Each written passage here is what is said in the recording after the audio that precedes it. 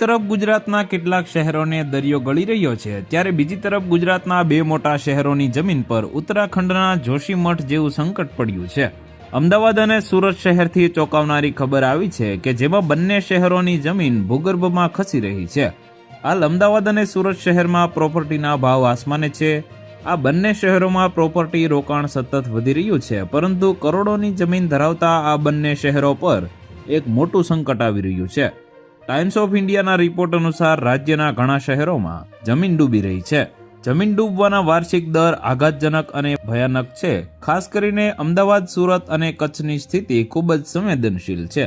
ભારતના અમદાવાદ શહેરની જમીનના ભૂગર્ભનું મેપિંગ નામનો આ અભ્યાસ ટાટા કન્સલ્ટન્સી સર્વિસીસની સંશોધન અને નવીનતા ટીમના સંશોધક દ્વારા Dhirubhai Ambani institute of information and communication technology ગાંધીનગરના સહયોગથી હાથ ધરવામાં આવ્યો હતો।